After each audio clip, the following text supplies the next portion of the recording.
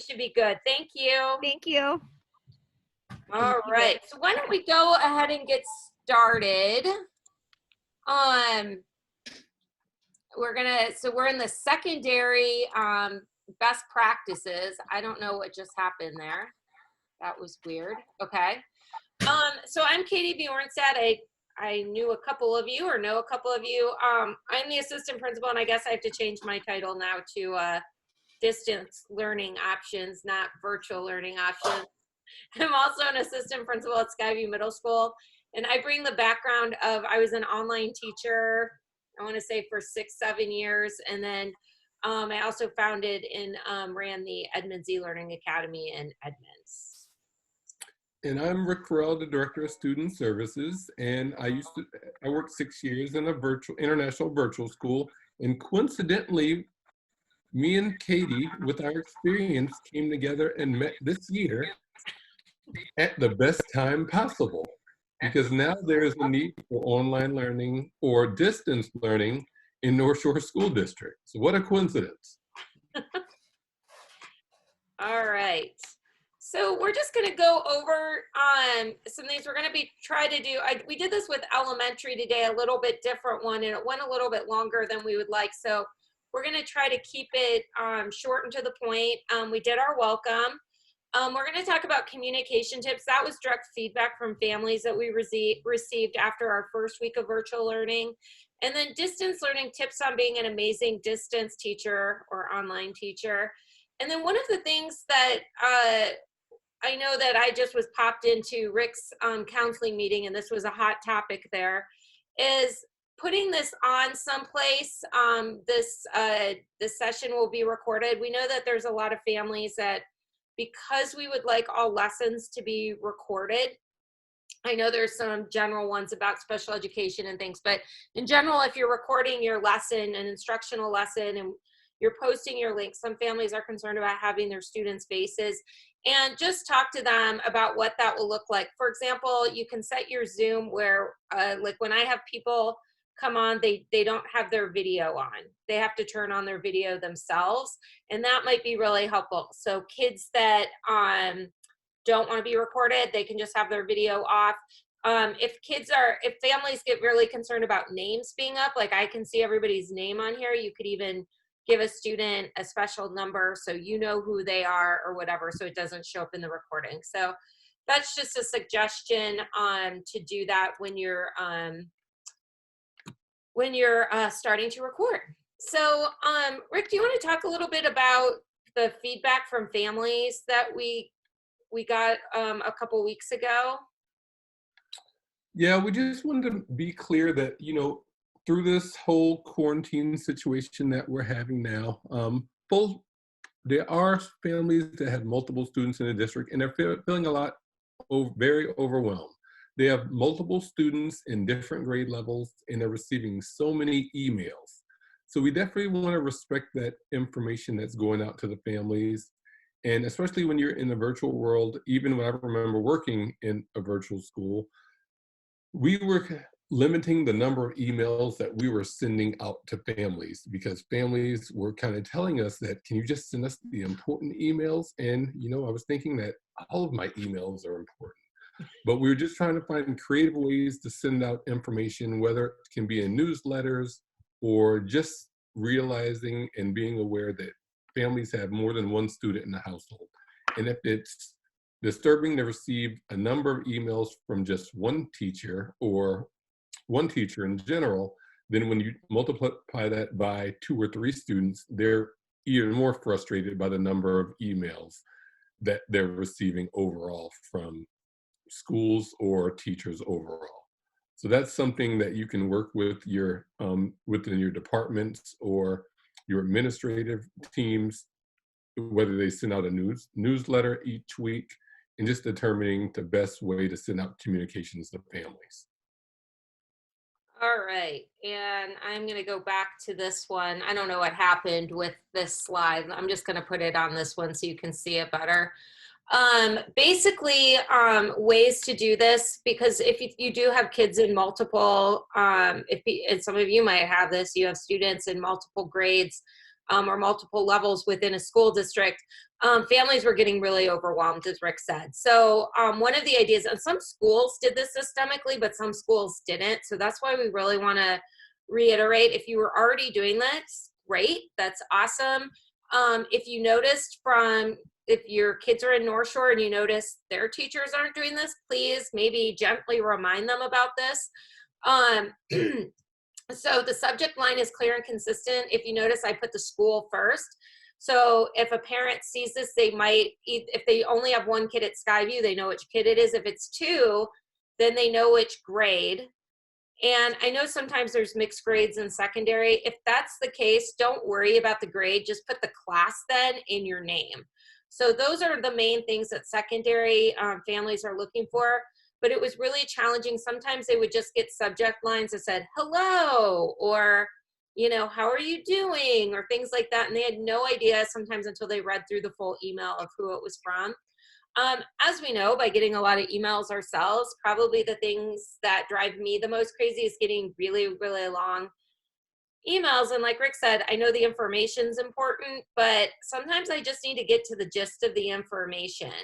And so basically start working with your families. And I'm sure a lot of you started doing this the first week that we did virtual learning, of getting in the habit of checking your learning platform, especially if you're using like Google Classroom or something like that.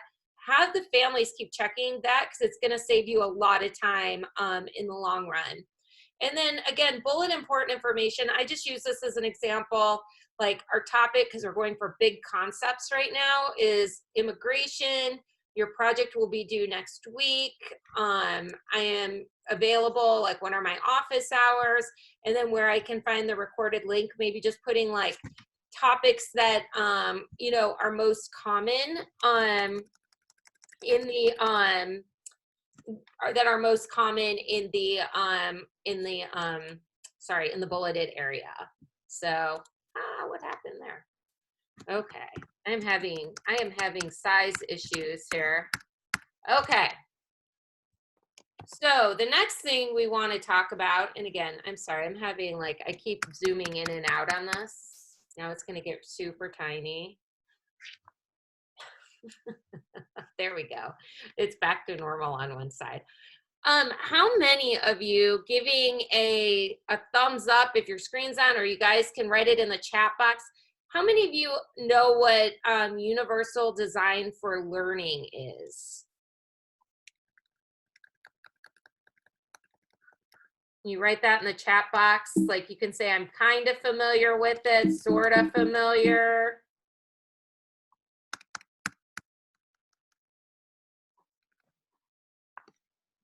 I bet most of you are more familiar than you think it is.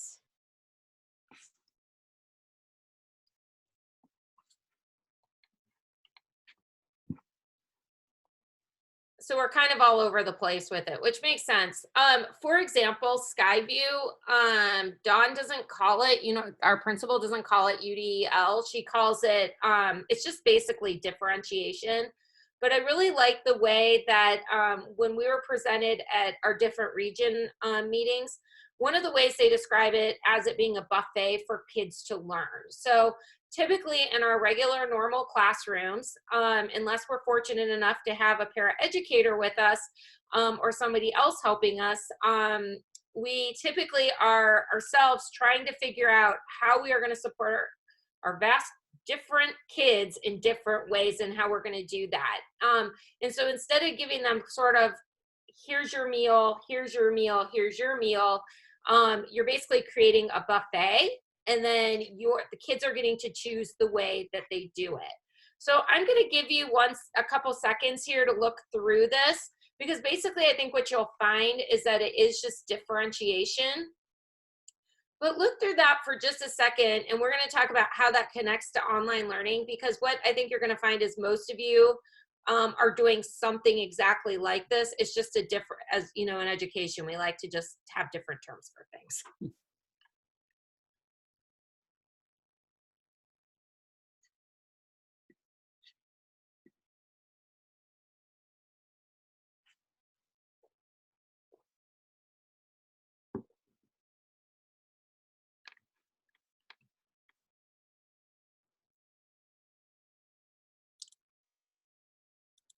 Okay, so how these are connected between UDL and digital learning, that one of the things I think, and hopefully we wanted to start off too by telling you guys that as we go through this, remember, and we have our last slide is about this, is it is a soft start on Monday. It's really a time to connect with your students.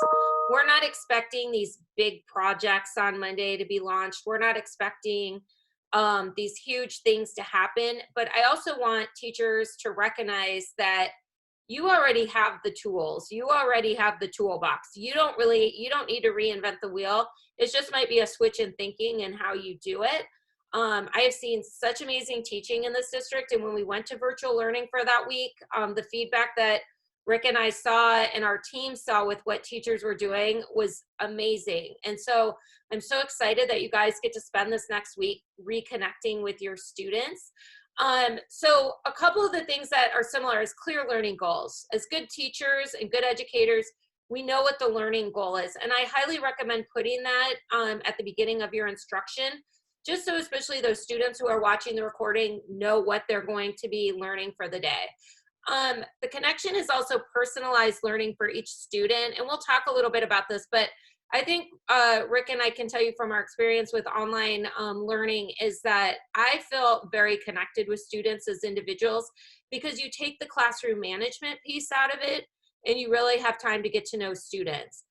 Choice with how an assignment is completed. And I think that's where it's a little different because typically in a traditional classroom, we're spending a lot of our time, we're doing a lot of time planning, but then we're doing a lot of time doing classroom management.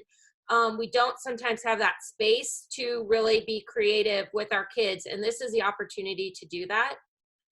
You see a lot of flexibility in place and time. We don't have a choice at this point, but that is part of UDL is when they're working and how they're working. And then we'll talk about this in just a little bit, regular feedback to inform our learning. So that's really important. And I know we do give feedback a lot, but sometimes we only give feedback when the kids do some sort of an assessment, and it's a little bit different with distance learning because you are consistently communicating with the kids via email and your classes. So let's talk a little bit about tips to being an amazing distance teacher. I keep going back and forth between digital and online. And Rick is here on the chat box, or I'm here on the chat box if you have any questions.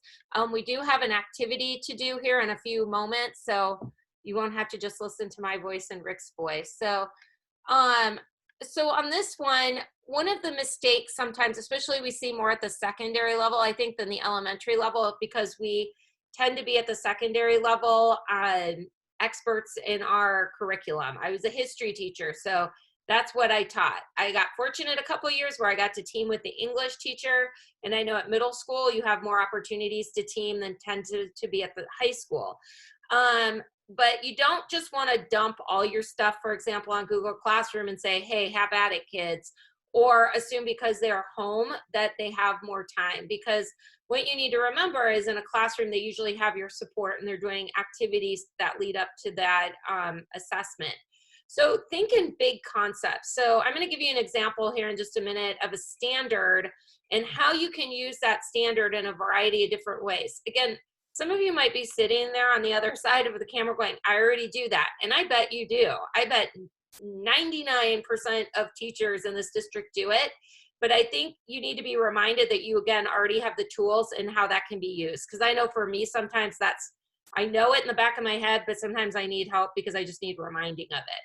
So the big thing is you want to give options for a variety of ways to meet standards. I was asked by North Creek High School to provide them some options for assessments, and we can talk about that too, of how you figure out if kids are meeting standard, because it does look a little bit different in an online classroom. So I went over to the standards in OSPI, and this is where your TOSAs are going to be really helpful. They've been updating the teacher toolboxes if you haven't had a chance to do that. And I know next week they'll be holding specific meetings for specific curriculum groups. And then I also know a lot of you have been teaming with your curriculum groups. But let's look at this ELA literacy history social studies standard. I chose that as a social studies teacher. So It says introduce precise claims, distinguish the claims from alternate or opposing claims, and create an organization that establishes clear relationships among the claims, counterclaims, reasons, and evidence. I chose this one as an example because I figured it could not only be used in English, it could be used in science, it can be used in social studies, and we could figure out ways to use it in math too. I know that one's kind of the toughie right now, and I know Patty Stevens is working on that for you. So the first thing is personalized learning for students. So what I'm going to do during my lesson is I'm going to model through instruction the meeting of that standard. What does it look like? What am I looking for? What is the rubric? How do I know a student meets standard? It's really good to think through those things before you present to the kid. Have students choose their topic. If you are studying, I got this great idea from a blog yesterday. If you're studying Romeo and Juliet, for example, students could maybe pick what kind of clothes were they wearing during that time period? What were the what were the types of weapons that were used? They can pick something within that topic too that directly relates to it, so they're not just off in la la land picking whatever they want. You can guide them towards their topic, but within that, what do they want to do? Give freedom. We give students freedom on how they research a topic. We went to the old Dewey Decimal System in the library, and I still love libraries, and I think librarians are amazing because librarians have also switched too, because I think what you'll find on your school librarians page is awesome resources as well, and they're going to be really helpful with this work. Is students can play to their strengths. My daughter listens to podcasts probably 4 times a day. She listens to podcasts all the time. So podcasts can be a way they research. TED Talks, they have educational TED Talks for kids. They could visit a virtual site or a museum visit or do a simulation. I just sent one to my kids who are secondary kids on the National World War II Museum. My daughter's studying World War II in her AP US history, so I sent that to her so she could kind of have history come alive a little bit. Choices on way to meet the standard, be open to student ideas. I always love student suggestions. I didn't think I had all the answers. So if a kid came up to me and said, could I do it this way? We'd walk through it and see how they could do it.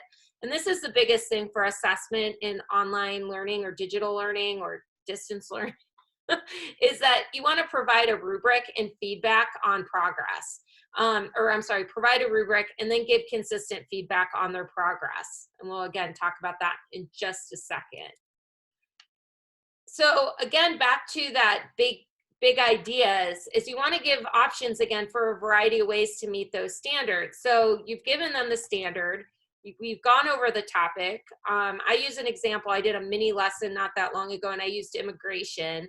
And then instead of maybe writing an essay, which you could give students the option to do that, but as we know from reading many of essays in our world, especially if we're social studies English teachers, is that you're always looking for plagiarism and things like that. So you can give kids the opportunity to still do an essay. However, they could use Google Sites and design a website to share. I saw 2 history teachers do that at Skyview. It was awesome. I was really surprised when I taught world history at Montlake Terrace High School. I gave kids the opportunity to blog, and that was their favorite thing out of all their things that they could do. And at the secondary level, you can have them blog and then have classmates comment and give feedback. They can develop their own podcast, or some kids really like to, they could create a graphic novel to show understanding. And those are just a few ways that kids can show standard. And let me tell you, from a teacher perspective, so much more fun to grade than just getting like 100 essays, that you have a variety of the things that you get to look at, and then encourage kids, if they want to share out that information, that they can come to class and actually share those out with their classmates as an opportunity. So remember that quality over quantity. I put Charlie Brown there as a side because one of the pieces of feedback that we received, especially from the secondary and high school level, is that students were getting really overloaded with work, that teachers were spending their whole 90-minute block lecturing and then giving a lot of homework that was due. That's not the intent of this iteration. This iteration is giving students a lot of flexibility of when they complete assignments. They're not being graded. They're on a complete, incomplete, We want to make sure the kids' learning is continuing, but we also don't want to overwhelm them. So make sure, remember, distance learning isn't based on seat time. And that's probably the hardest thing I think for teachers to understand in their thinking, is that, remember, they're not sitting in front of you. Their time looks different. Just like as you might notice that you're at your home, as you've been working from home, that your time might look different. You might be, we don't have to commute anymore. Maybe you don't have, different things so you can work straight for a longer period of time or whatever. You want to harness student strengths, just like as you want to harness your own strengths. Provide structured options and create clear rubrics with expectations. And I'm going to stop there for a second and see if we have any questions. Let's see, Rick, do we have any questions? Vanessa had a question regarding project-based learning, but I did inform her that Patty has been sending out resources and probably will provide more information next week. Yes, and if you haven't gotten that email from Patty, I know she sent it out this morning. She had made a video of herself talking about that and then what that looked like. Also, I know at the secondary, not high school, but middle school, you can still assign iReady assignments. That's fine. For high school, I don't really see any issue. It's not that you can't assign like Khan Academy for your math because I know there is a concern, and I'm just going to recognize this concern right now because Rick and I heard it in our meetings yesterday, is what about kids who are, for example, in Algebra 1, how are they going to be ready for geometry if they don't have those skills? And so we're working on that, but one of the things that Dr. Reed or Dr. Malloy brought up was that basically we tell families this is what they're going to need to go on to the next level, and you recommend, for example, they need to get through this of Khan Academy, and then but you create something that covers, some of the big concepts of those. So Patty is going to be much better at that than us, so stay tuned. I know she's working really hard on it. So. And Okay. Jeanette had a question. What do you do for students who need a lot of structure and step-by-step support? And this is actually where virtual learning comes in hand. Initially, the model that we had where some teachers were teaching the same schedule that they had throughout the day when they were in the normal school setting, and it's been adapted to this setting, is going to provide you with a lot more time to work individually with those students who need one-on-one support. So that's one of the reasons that we kind of moved to where you're teaching your class like a live lesson once a week, so that you can work individually with those students who may struggle or need one-on-one support, which typically they wouldn't have a chance to do unless they stayed after school or came for you for tutoring afterwards. Yeah, and giving students choice too speaks to their strengths. So what you might find is because they're choosing to do something a little different, that they might not need the amount of hand holding that you saw before. And that's where I think virtual office hours are great, or emails, is getting those kids to pop in and check in with them. And especially, I know there are a couple paraeducators on this, and that's where paraeducators are going to be super helpful too, is that like what Rick and I are modeling, this answering the questions in the chat box, or hey, we're going to be there to help you, come to our virtual office hours. And you can put them in, and I'm going to model this in just a minute, is the breakout rooms. So you could, like, for example, I know Cindy, who works with me at Skyview, she could actually go in a breakout room and work with like 4 kids on an activity or something like that, or they could ask questions, or she could reteach or something like that. So, or, re-go over something. So there's a lot of benefits. I just don't think we had really the chance that first week. You guys were really starting to take off. And again, amazing that we were able to do that in such a quick turnaround. And I just think we had this law, but I think we're going to be back up to a sustainable speed, where you're going to find that, and I'm sure you guys saw a difference in the kids, and they're going to be excited to be engaged. I know my kids are super excited to be engaged in school next week. So, Rick, did you want to talk about Yeah, I'll go ahead. The coaching piece of it? Yeah, definitely think of yourself as a coach. We know this situation that students are in right now. They didn't ask to be in this virtual situation. Typically, when you have students that want to go work online, they're motivated. They're told that, you know, you can complete more work, and based upon the amount of work you receive, you can progress a lot faster than you would in a normal class. But in our setting that we have now, students were thrown into this situation. This is the learning that they're going to have moving forward. And you'll even find that some students that you might not have thought of as being independent learners, they learn to work a little bit more independently, or they've just adapted to our model that we have here so that they might be a little bit more independent learners moving forward. So it does benefit students overall. Go to the next one. And just think about the lectures that you have in your class. And so a lot of you are already good at this. Keeping the lectures to a minimum. I've been in classrooms with teachers and know that when you walk into a class and you see a lot of students interacting, doing various things, that's what you love to see in the classroom. Just for the teacher to be able to sit back and know that they started the conversation with the students, and you can move around 5 or 3 different groups and they're still collaborating together with little guidance that's showing that you're doing a great job with your students. Like we said, we'll give you an activity where you be able to hopefully do that with your students within a Zoom session by just going in like breakout sessions.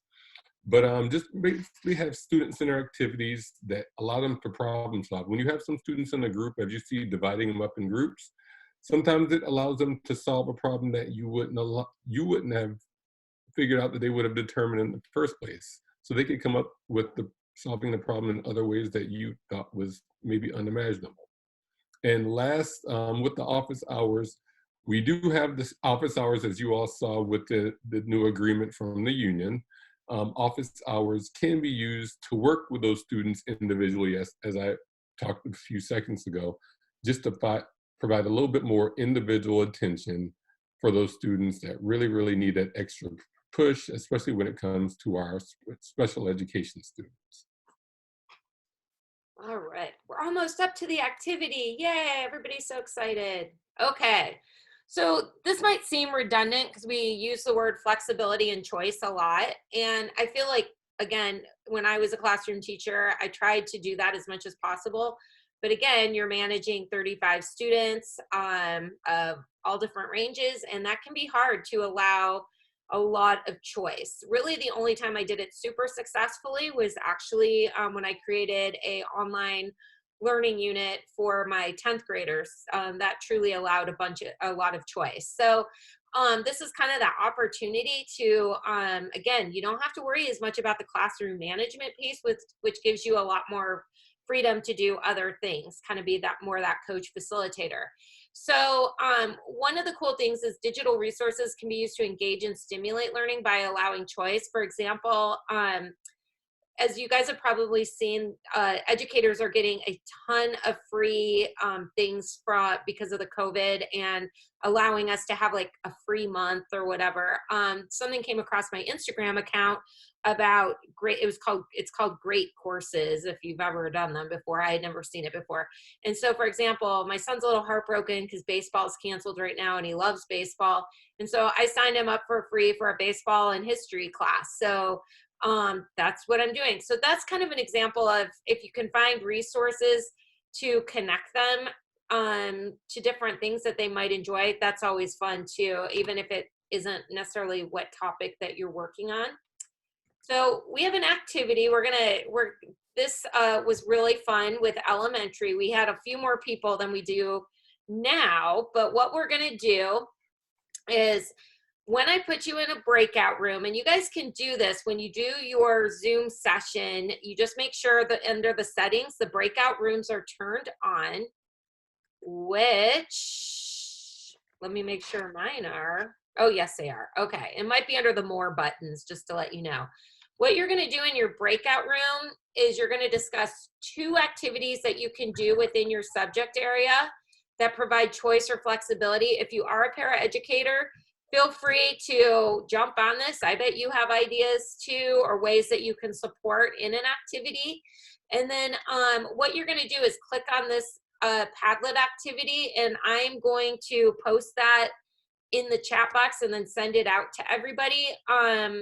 And basically you're just going to chat about it and then post on the Padlet activity. We'll only take about 5-6 minutes on this, not very long. And then we'll come back, we'll kind of look at that Padlet. What we found with elementary is that we got a lot of great ideas. And then we can post that to our blended learning site. And you can see if you need some ideas or you saw that somebody posted some cool ideas, you can see those. So, so that's what we're gonna do now. So I am gonna put you in the breakout rooms, and you can either, it's easier for you guys because you kind of know your kids who are coming. For me, we didn't know who was coming, so we're just gonna do breakout rooms anonymously. So let's see, and this has happened to me before. I gotta find out where my breakout rooms are. Okay, here we go. So there's gonna be 3 rooms with 4 to 5 participants.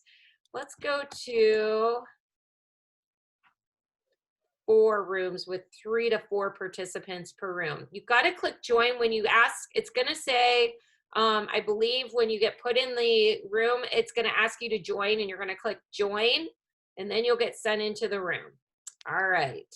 Rick, you might get sent into a room too, just an FYI. It's perfectly All right, fine. here we go. Okay, people should be asked to join in a room, and you'll see your name. And you should be able to join in a room. If you have any problems, let me know. I'm going to put the Padlet link.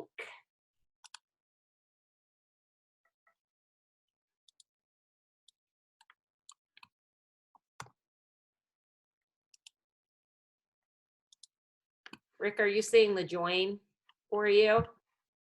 No, I'm still on seeing the screen that you have. Activity? I know, but it doesn't say anything about being in a room. Oh, no, everybody's in the room with me here. Let's see. Open all rooms. Okay, let's see if that works. Ah, I think that worked.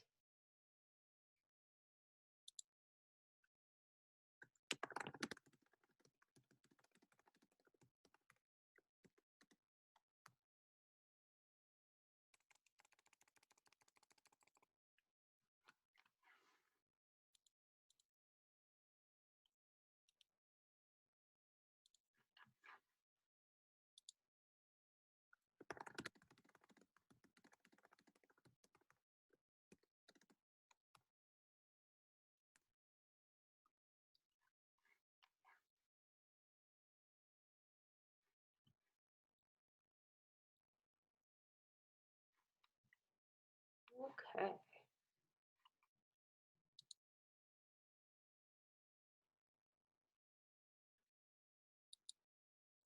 All right, Jay Meyer, we have to get you into a room. Oh, but it looks like you can join. You can just click join. It looks like you haven't done that yet. Let's see if we can put you in there. Nope, you're still not joined. No, thank you. Oh, you don't want to participate? Okay.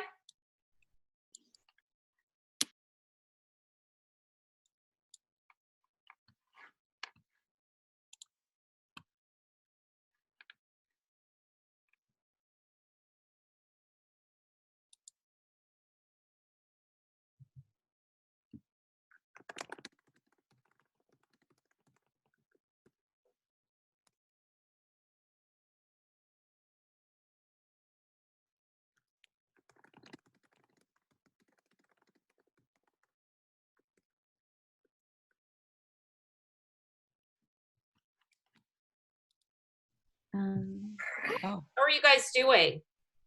Hi, Katie. We're trying to figure out the invitation for the Padlet popped up, but then we couldn't figure out how to access it, and then it disappeared. Oh, okay. Let me see if in the chat box, if it shows up for everybody. Okay. Did it show up in the chat box for everybody? Oh, yeah. If I scroll all the way down to the bottom. Okay, so do you have to have a shared screen to do it, or is it, No, I'm sharing it. okay, I see this, I see the chat over here now. So do we all have to go to that Padlet thing? Yeah, you can go, and then if you guys want to, you can just decide on one square for each of your group. Rick was trying it out earlier today, and you just go down to that pink little square. Oh, Pink or red little circle, and that's where you add to it. okay. Oh. What? Well, I gotta, It is a learning experience. See, we get Oh, to goodness, practice. It went horribly wrong with elementary because my Padlet was on secret or something. Nobody could do anything with it. okay, You so, see a circle like with a plus on it at the bottom? yes. However, That's where you can add. That's where you add like your square, whatever. Go ahead and click on it. You guys can see what happens. It's not like you're gonna ruin anything. So, Katie, in like 2 sentences, can you tell me what the purpose of Padlet is? Because I've never used it before. yeah. So basically, one of the things you can do is like, let me see if I can find like the elementary one. Like they did a little bit different activity where they did they created 2 flexible choices for reading, 2 for writing, and 2 for math. I'm just having you guys do 2 because that ended up being way too long. So people here, let me like do this for myself right here. So like is it just kind of like a virtual, like a board, like where you put sticky notes. Okay. You can have kids, and then it even has a note that you can like block profanity and stuff like that. So like I used to use this for my kids for brainstorming, especially if they were really quiet. It just gave them time to brainstorm. So like one choice for social studies is to create an online newspaper of a historical event. Like something like that, and then people can see different things and comment on them or whatever. And then, like that. you have to update it. Okay, so it's not like it shows it in real time. You have to date is what I just missed. Yeah, let me I'm gonna leave the breakout room, and then I think I'm gonna pull everybody back so we can kind of talk about this together, and that way people can see how it works. Thank you so much. You're welcome. All right, I'm gonna leave the breakout, go to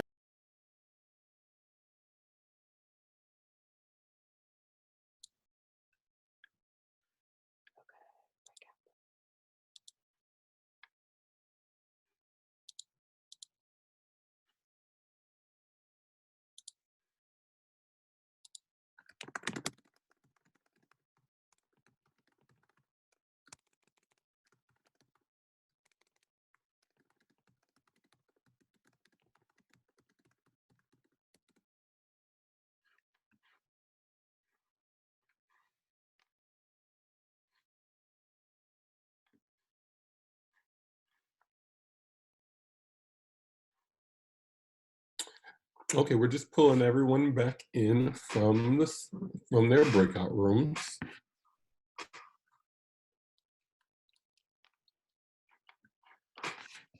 and it looks like we might have had a little bit of problems with Padlet, so I just kind of wanted to talk about this a little bit.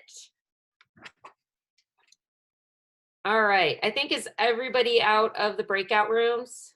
It looks like. All right, so the reason behind this, and I will tell you, we had a lot of problems with elementary, but I do want to demonstrate mistakes because I think we're human and we're all learning how to do this. I was laughing because I couldn't even get Dr. Reed to open up a Google link like 2 weeks ago, and now she actually can open a Google link. So I'm like, oh, we're all learning. So the reason, can you guys see my Padlet? It says flexibility, choice, and activity on my screen right now. We see, no, I don't think you're showing yet. Okay, let me share my screen again. No, we can't see it. Let me share this. Okay, so if you haven't used Padlet before, Padlet is like basically a giant sticky note board. And if you go down, there's like a pink circle there. So the purpose of this activity was for you guys to like work together in a group. So get an idea of how you use the breakout rooms. You can pop into different breakout rooms. So depending on how many kids you have in class or at your virtual office hour, you could move them in breakout rooms. You can set up parameters, and you can tell them, when I used to do this with my kids at Insight School, Washington, we had breakout rooms that the kids could go in and work on projects and collaborate, is I would pop in just whenever. They don't know when you're popping in. And then the other thing is everything had to be appropriate, and I told them everything was recorded. So no matter what they were saying or chatting or whatever, and they almost did everything through chat, that everything was recorded. Even if it wasn't, I lied. So they didn't know any better, and it kept them on the straight and narrow. So Padlet, like I was demonstrating for one group, you click on this, and so the whole idea was to write one idea from your subject area of an activity that can provide choice. I liked using this with kids when I knew kids needed a little time to process, or they could comment on other kids. I was telling one of the breakout rooms, you can set it up so there's no profanity, which is nice. So if you guys want to try that, did anybody get that pulled up? I think I put it in the chat box. The link is in the chat box, or at least it should be.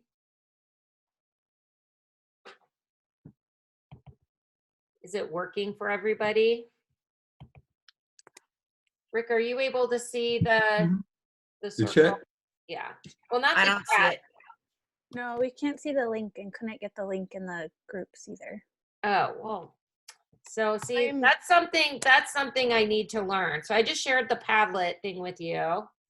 On mine in the breakout room, it showed up as a little blue button at the top of the screen, but it was only there for about 60, 70 seconds, and then it disappeared. Okay, that's good to know. That's good to know. So I think making sure that link gets to everybody before it gets sent out. But I'm going to move on from this, just so you have an idea. What we did with the elementary group is that they were able to write down, they had a little bit different activity, but they were able to put in, like, for example, the activities that they would do for writing, reading, and math. So they kind of created this list. And again, it's really nice with kids. You can pick different ways in which you want to be organized. But it's just a tool that's, I would love for you guys to share ideas on it. So, because we can post it on our board if you still want to give it a try.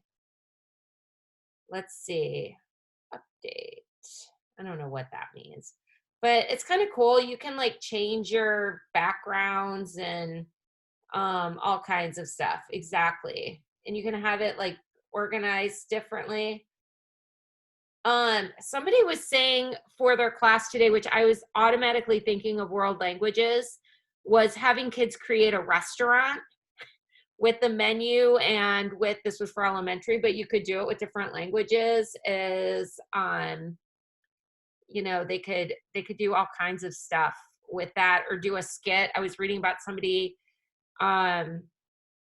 with languages that they could do a puppet show or a skit, and, you know, they have to write it and they have to perform it, and things like that. So, and I think science obviously lends itself, just with what we're in, is great. And again, I think math is I just think it's a bigger challenge because we don't typically think like that in math. It's so, where we go, this is what you need to know, and then we go to the next step, then we go to the next step. So making sure all those steps are built into a project is something sometimes that I think we get challenged with. So, but it doesn't mean it's impossible at all. So, all right.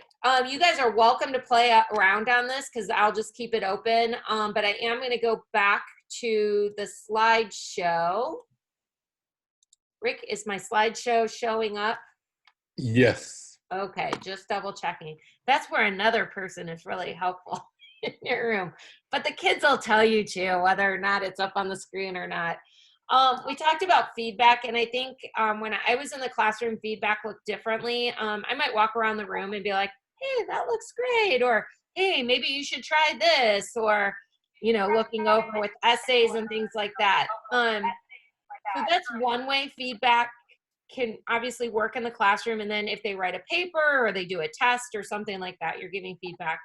With distance learning, it's a little bit different because I think it gives you more of an opportunity to connect with students as individuals. You're going to be getting more emails from students than you have prior. Phone calling, that's up to you. The district sent out ways in which if you wanted to call a student, you can set up your Zoom sessions, your office hours, your small groups. Any of this is ways to give feedback to students. So if they email you, I always just recommend make sure, because as we all know, we have gotten emails where we don't understand the tone of the person. I always laugh. My dad always emails in caps. And I have told him for years, Dad, quit emailing in caps. You're yelling at people. He doesn't get it. So just be really careful. I always use lots of emojis with kids. Start off with like, oh my gosh, I'm so glad you contacted me. I'm so happy to hear from you, whatever. And then I tell them like what I think of their work, like this is great. However, have you thought about this? Or here's some other resources you could use, da, da, da, da, da. And then I'm looking forward to seeing you at my virtual hour, or I'm looking forward to seeing you in class, or let me know, you know, kind of giving them a solid, I look forward to seeing you when, so they know exactly when they're going to see you again. And then again, play on your students' strengths, just like we want educators to play on their strengths.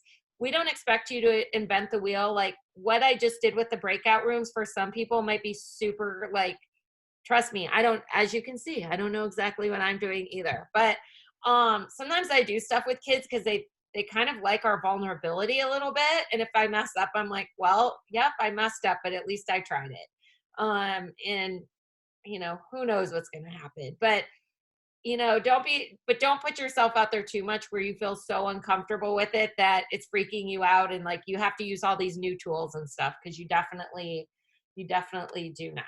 So. All right, we are almost done here. I appreciate you guys hanging in there with us. So one of the things, and this was something like we know, but I needed a reminder on, and I was reading through some research that I've gotten a lot of resources and things from people to read and look at, which has been really great. But one of the things that I thought this was really important to remember, which we usually yell at kids in our classes for this, is that they're social. We're social beings. And right now, as we were joking with the teacher who unfortunately had to leave at the beginning, she was working outside because she needed a breather from her family. So we're in a lot of togetherness, but we're being social with very specific groups of people, not necessarily the people that our kids really want to be social with. So it's important that they work together and collaborate. And this is especially true, I think, with secondary, is that let them or encourage them to collaborate with each other, both cross-curricular. I know Skyview was planning a big cross-curricular project. It doesn't mean it can't be done. It might just be needing to be done in smaller pieces. So use, if you guys get a chance, Google now has all their teacher tools for COVID in one nice place. I think our tech team's gonna look at that, but you can post discussions on your learning platform and have kids respond to those. I used to do just fun ones, like who's your favorite historical figure and why? If you could have a superpower, what would it be? Like just stuff to get them engaged and talking with each other. It didn't have to be something really challenging. Have students write, blog, and share with a small team for feedback. That's a great way to get them to write.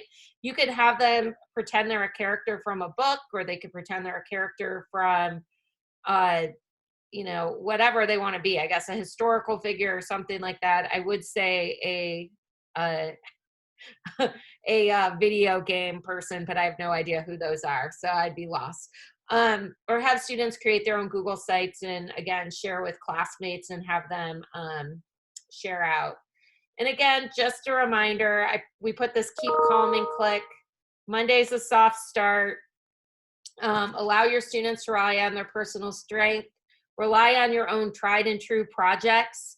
Again, math, we're going to be there to support you, so don't worry about that one.